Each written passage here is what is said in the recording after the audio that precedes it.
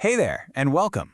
Today, we're taking a deep dive into something you've probably seen advertised all over the place: Earned Wage Access apps, or EWA for short. They promise this amazing new way for you to get paid for the work you do, right when you do it. But how do these apps really work, and what's the actual cost? Let's break it all down. Did you go to work today? Probably. Did you get paid for the work you did today? Probably not. That's the pitch, right? And it's a really powerful one. It hits on our frustration that so many of us feel, that long wait for payday when you need the money right now. It sounds so simple, like it's just your own money but a little earlier, but it's that very simplicity we really need to take a closer look at. And here is exactly why that pitch lands so hard. A staggering 60% of Americans are living paycheck to paycheck. This isn't some small niche problem. This is the day-to-day reality for the majority of working people. And when you're in that spot, just one unexpected bill, well, it can feel like a total disaster. And that, right there, creates a massive market for any service promising immediate cash.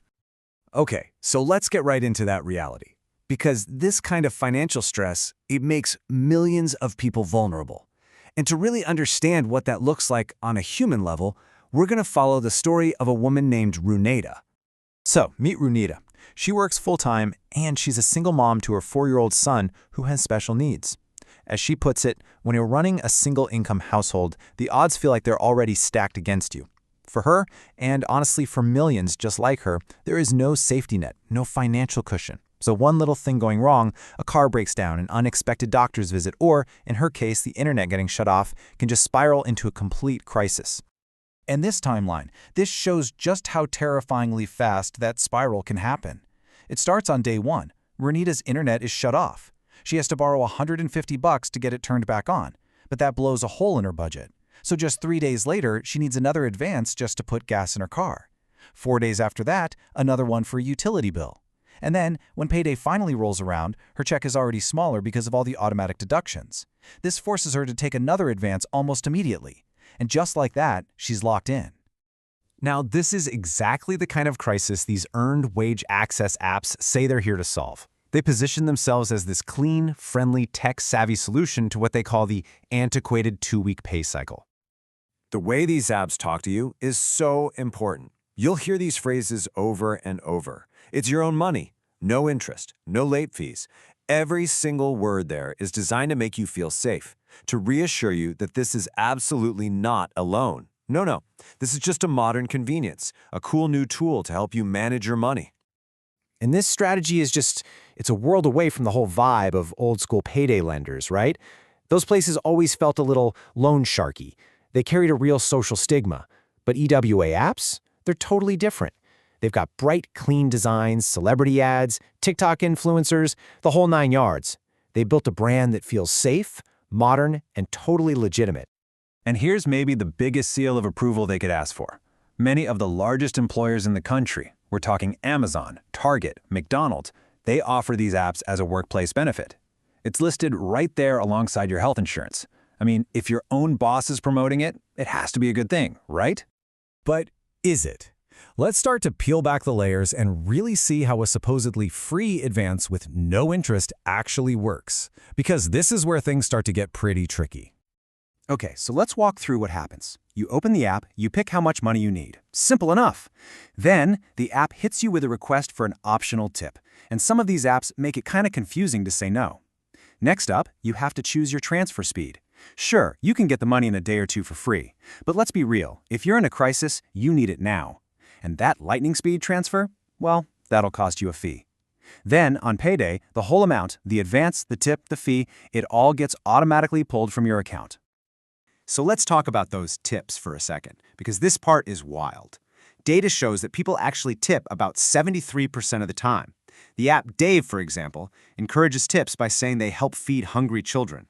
But get this, an FTC investigation found that for every dollar you tip, Dave keeps 90 cents for itself. In just 1 year, the company made $68 million from tips alone.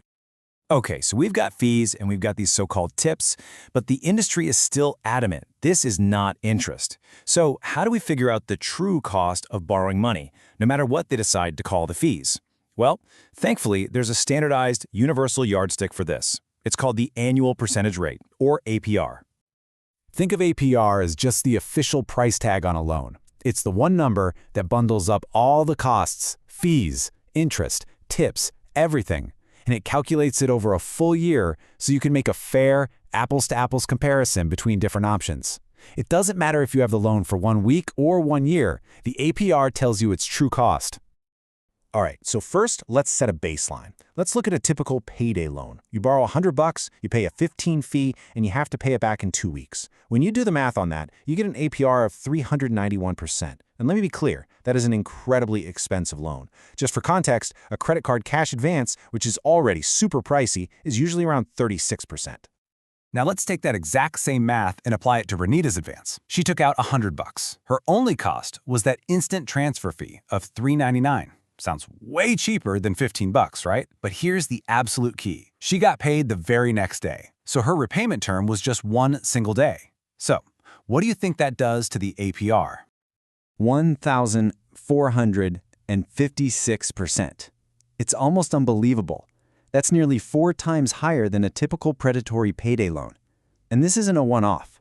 A study from California regulators found the average APR for these apps was 334%.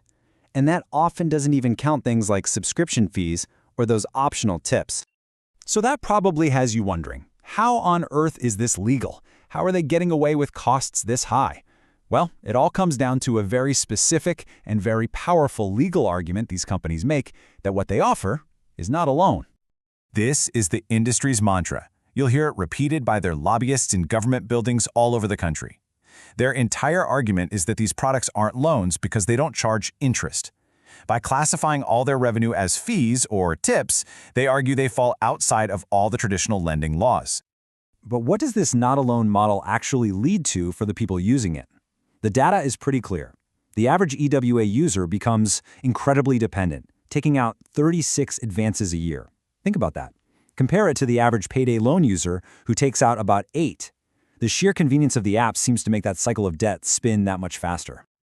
The industry also has a comeback for that shocking APR number we just saw. They argue that using APR is misleading for their product. Their logic is that since you only have the money for a day or two, applying an annual rate just isn't fair. But consumer advocates have a pretty great analogy for that argument. Andy Morrison put it perfectly. He said, their logic is like saying you didn't violate the speed limit in miles per hour because you were only driving for 2 minutes. The measurement is the measurement. APR is the standard rate of cost, and how long you use it for doesn't change what the rate is. Now, at this point, you might be thinking, okay, this is crazy, but I'd never use one of these apps, so it doesn't really affect me. But the truth is, the rise of the EYFI industry has much, much bigger consequences for our whole economy. Let's zoom out for a second. So here's the really big picture. EWA lobbyists are working hard all over the country to pass friendly laws that basically give them a green light to operate without any caps on their fees and without having to disclose an APR. But critics argue that this does something much more dangerous. It normalizes debt as a solution for low pay. If workers can just get an advance whenever they're short, it takes a lot of the pressure off employers to actually raise wages. The problem, they say, isn't that the pay cycle is 2 weeks long, it's that people's pay isn't enough to last for 2 weeks. And that really brings us to the final, most important question, doesn't it? The entire EWI industry is sold to us as a solution for struggling workers. But when the answer to not having enough money is just a faster, sleeker cycle of high-cost debt, you have to ask yourself, what problem is truly being solved here? And more importantly, for who?